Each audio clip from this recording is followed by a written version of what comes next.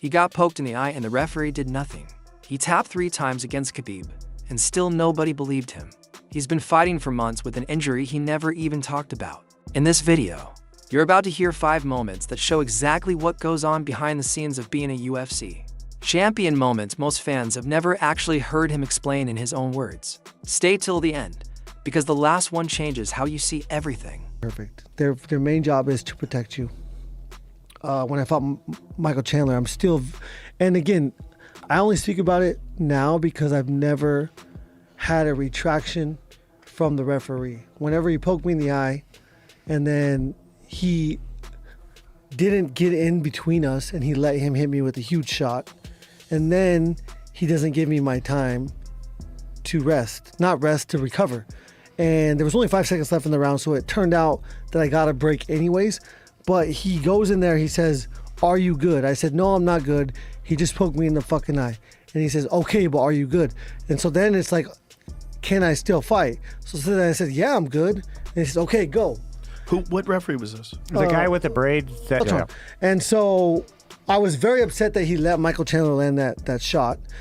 And I know why. He was so scared of the fucking heat we were throwing that he didn't want to jump in there and get in the middle of it. But his job is to protect me. And he failed. He failed so bad right there. And so, like, after... During one of his biggest fights, he got poked directly in the eye. The referee was supposed to step in immediately and protect him, but he didn't. Instead, he let the other fighter land a massive shot just seconds later. And when the round ended, he didn't even get the recovery time he was owed. This is the moment he finally names the referee and explains exactly why he's still furious about it to this day. I didn't know. I didn't know at the point. I feel pressure in my face right now. Like, I don't, this feels You're foreign. not going to know for a couple seconds. Yeah, I don't and know. You're gonna blink a little bit, move around a little bit. All right, I'm good. And that's when it's supposed to be very clear. That's when you're ready to re-engage. And that's what I'm saying. That's the mistake he has to learn from, because it was such a... And after the round ends, I walk over to him like, "Dude, get your fucking head out of your ass. What the fuck are you doing?" He's like, "Go to your stool." I was like, "No, what the fuck are you doing? Like, your job is to protect me. You just let me get hit with a huge fucking shot. What is going on?" And he's like, "Go to your stool, go to your stool." And I sit down and then boom, never thought about it again, but still pissed off about that one. You should be. I mean, that makes sense. I mean, Same that's with, a mistake. Who's the ref that against Khabib? After the fight, he corners me in the hallway, and he's like, I know you would never tap." I was like, "I tapped 3 times." He's like, "No, you would never tap." I'm like, "Dude, from the horse's mouth, I'm telling you, I tapped." And he still was like, "No, you wouldn't tap." I was like, "What the fuck? How can we get through this?"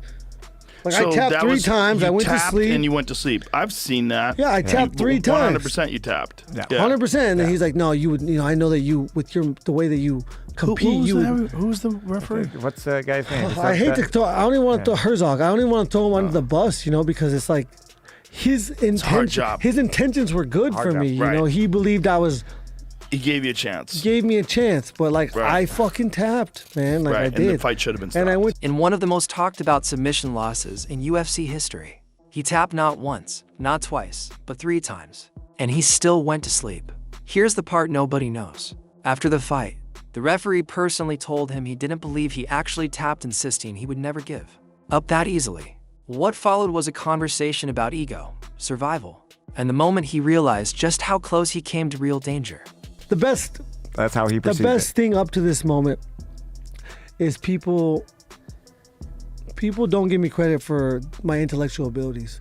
And I've also played into that, and I've also understood how big of an asset it is for people to approach me like that.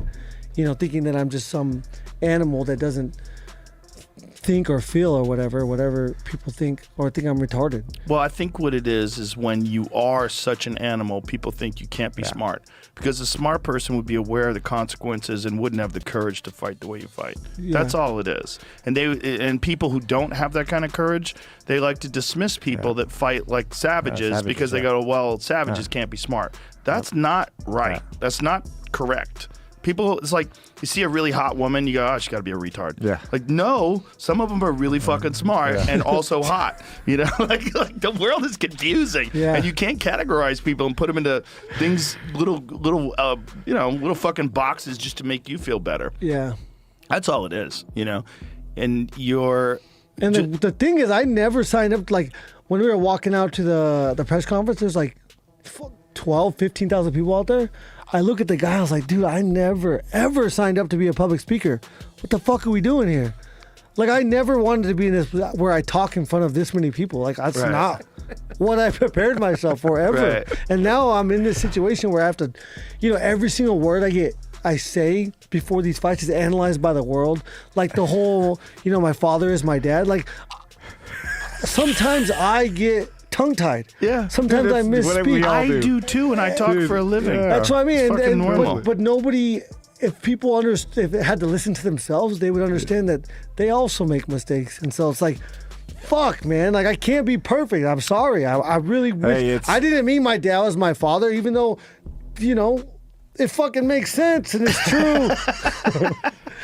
Listen, you're dealing with a bunch of people that have to write stories. Yeah, they have to. It's not about writing a story because something's interesting. They have to make a story, no matter what it is. Their job is to create content, and when your job is to create content, you make content out of nothing, and it's usually not good. Yeah, and that's what they're doing. They're making big deals out of nothing. People have called him a savage. People have said he can't possibly be smart because of the way he fights. In this part, he breaks down exactly why that assumption exists and why it's completely wrong. He explains how courage and intelligence get unfairly separated by people who've never had to test either one. This is one of the most honest moments of self-reflection he's ever shared publicly. While fans were celebrating his win, he was quietly dealing with a serious injury that started months earlier, on Christmas Day. A deep bone bruise that never fully healed, hidden through an entire training camp. When are you leaving? When are you leaving today? We fly out at like 6:30. It's 3 o'clock. I want to see if I can get you into Ways to Well. Let me text Brigham and see if they could jab some fucking stem cells in there before you leave. I've gone to Vegas. I've got stem cells multiple times. Ways to Well, pretty special place. PRP put me on crutches. It was crazy. And then I did a cortisone shot the Friday before I left. Wow. And that helped a lot. Well, not training is really what it needs, right? And have you been doing any hyperbaric chamber stuff? No. That's huge for I got recovery.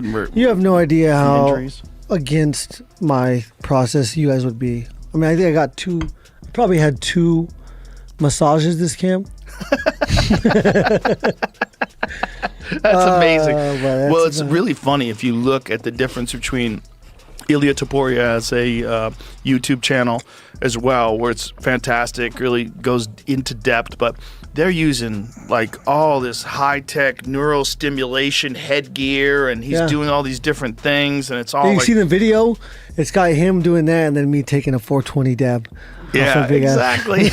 Did you see our video where he had the dog shocker on his forehead? Every time he got straight with his legs, he got flat. I hit the button. He was bent his legs again. No, we covered our eyes and threw balls at each other. Yeah, trying to tap into those intuitive abilities. Yeah, right. Yeah, with your eyes closed. But I mean, dude, like, they're funny. I come from the fucking dirt. My parents fucked up. They didn't put a golf club in my hand at 4 years old. They threw me in the dirt.